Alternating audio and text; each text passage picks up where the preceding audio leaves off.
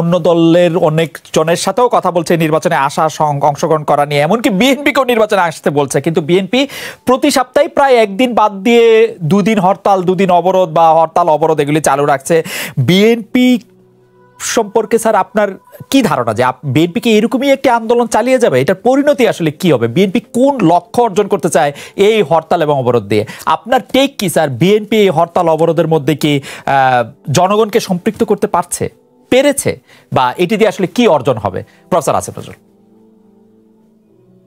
স্যারকে এত চমৎকার একটা প্রশ্ন করলেন, আমি ভাবছি আমাকেও করবেন যে আওয়ামী লীগ কতটা আসন পাবে 2024 সনের নির্বাচনে। আমি কি প্রশ্নটা উত্তর দিতে পারি? জি স্যার, অবশ্যই। 2024 সনে আওয়ামী লীগ 2024 সনে আওয়ামী লীগ 300টার মধ্যে 300টা আসনই পাবে। কিছু আসন তো তারা মানে ওই যে খুদকুরা বিলায় না, সেরকম করে জাতীয় পার্টি, তৃণমূল পার্টি এরকম পার্টিকে বিলিয়ে দিবে। ওটা আসলে তারই আসন। 300টার মধ্যে আওয়ামী লীগ 300টাই পাবে।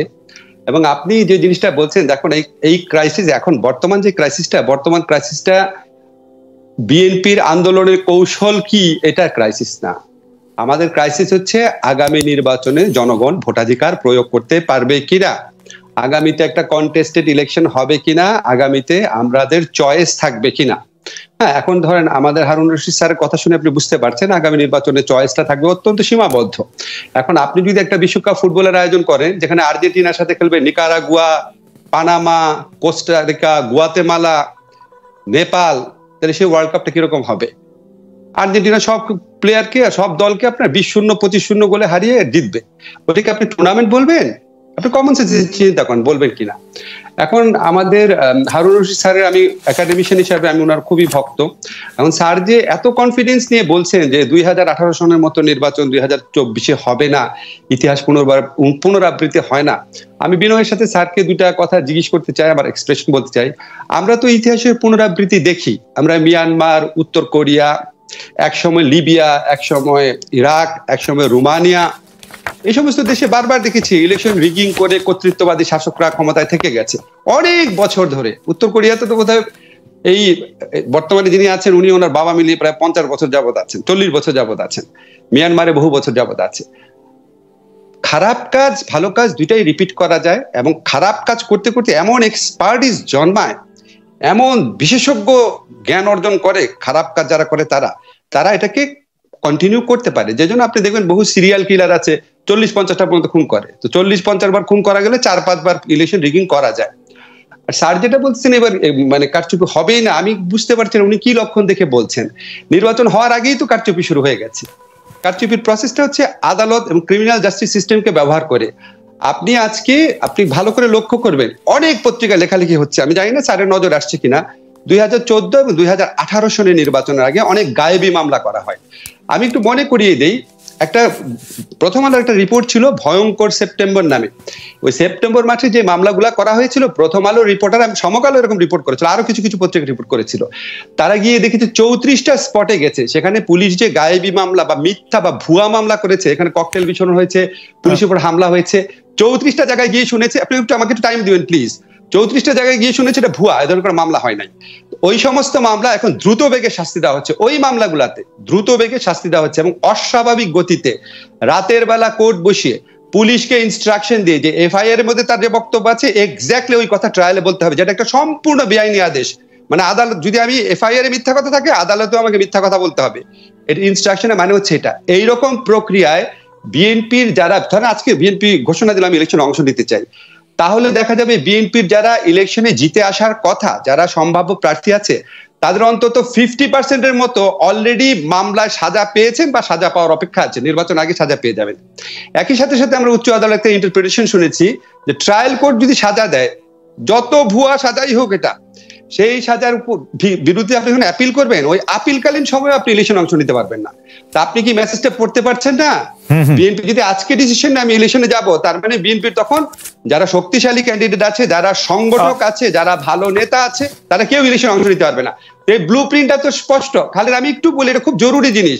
2014তে ইলেকশন করেছে 153টা আসনে প্রতিদ্বন্দ্বী দাঁড়াতে না দিয়ে, 2018 সনে ইলেকশন করেছে রাতের ইলেকশন। এইবার ইলেকশন তো ভেরি ক্লিয়ার, এটা আইন আদালত ব্যবস্থার মাধ্যমে ইলেকশন করছে।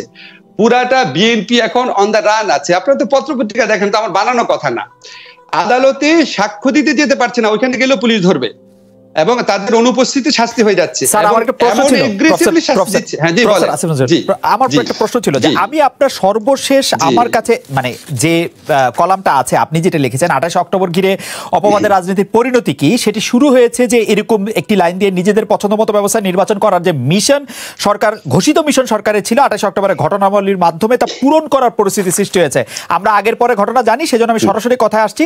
কিন্তু স্যার আপনি জানছেন বা লিখছেন যে মিশন সরকারের ছিল 28 অক্টোবরের ঘটনাবলীর মাধ্যমে তা পূরণ করা হয়েছে, কিন্তু স্যার যদি আপনি 28 অক্টোবরের ঘটনাবলী দেখেন, যেটা আপনি নিজেও বলছেন এরপর ঠিক কিভাবে সংঘর্ষ ছড়িয়ে পড়ে তা আমরা জানি না। আপনি কিছু উস্কানির কথা বলেছেন যে উস্কানি দেওয়া হয়েছে, কিন্তু সেইভাবে এক পর্যায়ে পুলিশ ও বিএনপির কর্মীদের মারমুখী অবস্থা আমরা আপনাকেই দেখছি। আমরা দেখেছি পুলিশের এক সদস্যকে ফুটপাতে নির্মমভাবে হত্যা করতে দেখেছি। অর্থাৎ সরকারের যে প্লট সেটা যে বিএনপি পূরণ করলো, বিএনপি সুযোগটা করে দিল, সেটাও স্যার আপনি আপনার লেখায় লিখছেন। এবং এই যে বিএনপির ধরপাকড় মামলা যেগুলির কথা আপনি বলছিলেন, সেইটার জায়গা থেকেও যদি স্যার আপনি বিএনপির জায়গাটাও একটু বলতেন। আমার লেখার মূল মেসেজটা কি ছিল, একটা লেখাটা হেডিং ছিল অপবাদের রাজনীতি, এবং আমি বলেছিলাম একটা ফ্রেঞ্চ প্রবাদ আছে, আপনি যদি কোনো একটা কুকুরকে হত্যা করতে চান আপনি বলুন না জলাতঙ্ক হয়েছে। এই যে আপনি বলছেন প্লট, দেখেন এই প্রশ্নটা কিন্তু আমি বিভিন্ন টক শোতে দেখছি, সরকারের ফাঁদে পা দিয়েছে বিএনপি, সরকারের প্লটে ফা দিয়েছে বিএনপি। একটা সরকার ইলেকশনে করার আগে তাকে এত প্লট করতে হয়, তাহলে সে সুষ্ঠু ইলেকশন করবে আপনি বিশ্বাস করেন কিভাবে? সে যদি প্লট করে, ধরে নিলাম বিএনপি সরকারের প্লটে পা দিয়েছে, সে যদি প্লট করে বিরোধী দলের জনসভাকে সাউন্ড গ্রেনেড মারিয়ে উড়ে দিবে, তারপর বিরোধী দলের সমস্ত নেতাকে গ্রেফতার করতে পারে, নির্বিচারে গায়েবী মামলা দিতে পারে, নির্বিচারে অপবাদ করতে পারে, ইলেকশনের মাঠ থেকে একটা দলকে জেলখানায় ঢুকিয়ে ইলেকশন করতে পারে, এটা যদি একটা সরকারের প্লট হয় ফাইন, আপনি তাকে অ্যাপ্রিশিয়েট করতে চাইলে অ্যাপ্রিশিয়েট করেন, কিন্তু এটা বলেন না যে এই সরকার সুষ্ঠু এবং অবাধ নির্বাচন দিবে। অসম্ভব। এটা ওটা বারবার যে বলেছে যে তাদের আন্ডারে ইলেকশন হবে, এক্স্যাক্টলি এই সেটিং ইলেকশন হবে, এক্স্যাক্টলি ওই মিশনটাই পূরণ করছে।